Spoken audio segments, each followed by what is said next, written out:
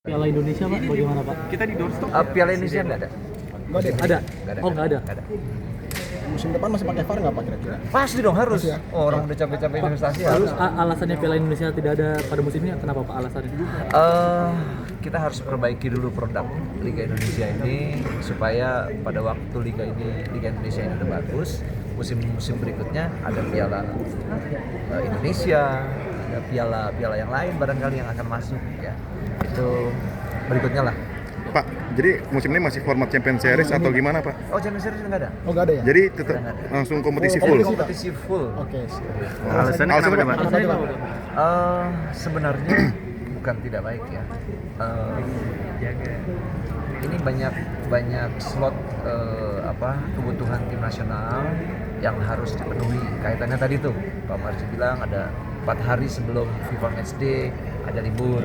Ya padahal di banyak negara kan harus habis pada waktu FIFA Matchday.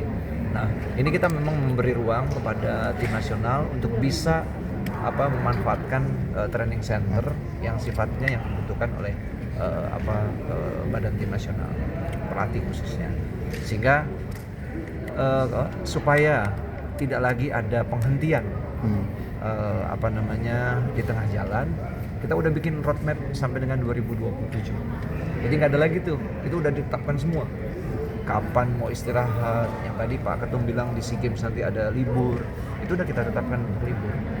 Nah, dari slot waktu tadi, kalau menggunakan Champions Series lagi, maka ini akan mundur jauh, gitu. Jadi bukan tidak bagus Champions Series. Champions Series ini sebenarnya animonya besar, dari sisi produk sendiri kilat, tapi kebutuhan waktunya yang tidak mencukupi sehingga mau tidak mau kita harus balik ke full kompetisi seperti apa yang ada di tonton.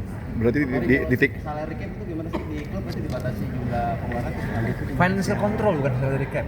Ya, financial control itu lebih kepada batasan penggunaan pemanfaatan finansial. Ya, misalnya cap utamanya itu memang 50 miliar. Jadi pemain itu nggak boleh lebih dari 50 miliar. Pemain toh. Yeah. Satu musim. Nah, kemudian kalau hanya dikasih cap saja sementara nggak dikontrol betul nggak pemanfaatan 50 miliar tadi, maka ini jadi sia-sia.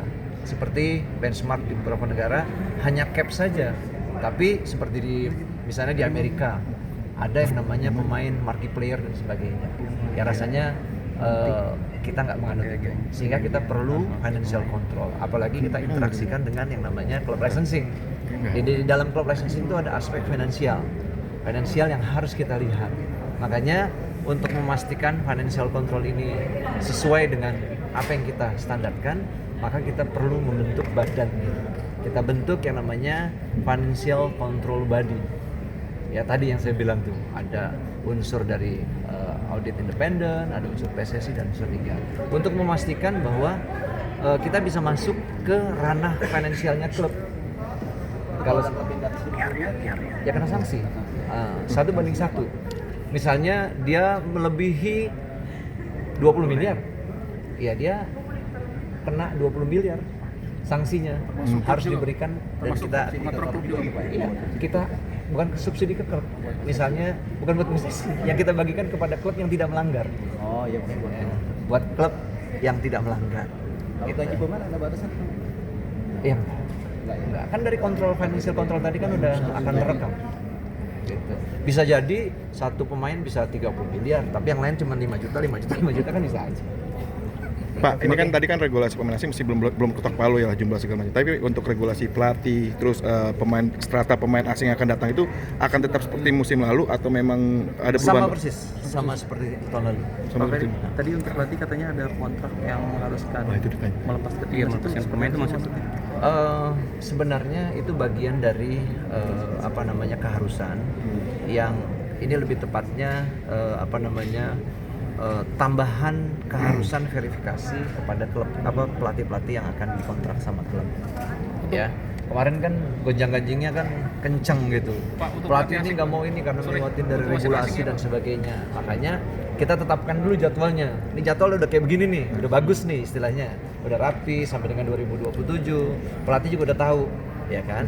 Nah, Kalau sudah jadwal seperti ini, jangan juga ngotot-ngotot. Misalnya, ketentuannya kan hanya di FIFA Matchday, yang ini nggak boleh. Oh, nggak bisa. Nah, oleh karena itu, klub harus juga bisa memastikan bahwa pelatih-pelatih ini akan mematuhi seperti apa yang kita buatkan jadwal-jadwal tadi. Pak kan kalau SEA Games sebenarnya kan U23 Pak. Apa itu nggak mau budget Pak kalau itu? Maksudnya kan pemain senior lebih banyak gitu Pak.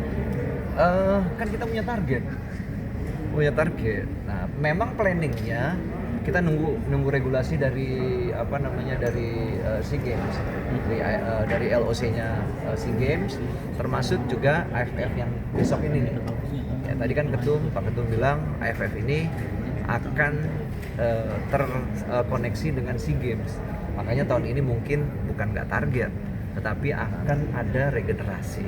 Pak, kalau wasit asing itu dari Jepang atau dari mana Pak sudah di ini? Stratanya sama seperti kemarin.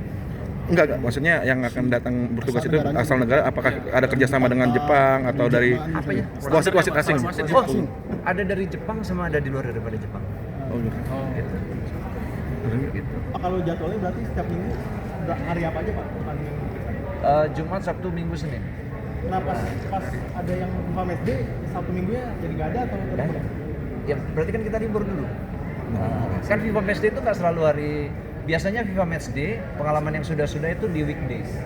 Biasanya di Selasa, Rabu, atau Kamis. Misalnya tanggal 1, biasanya mainnya tuh kalau Sabtu, Minggu, Senin, Selasa biasanya main Selasa. Mainnya Rabu. Biasanya hari keempat. Kayak besok nih FIFA Matchday-nya tanggal 1 bulan September kan main kualifikasi Round 3. Round 3-nya itu kan di hari Rabu kalau nggak salah tanggal 5 dan tanggal 15. Oke. Siap. Terima kasih Pak Ferry. Thank you ya. Makasih Pak. SCS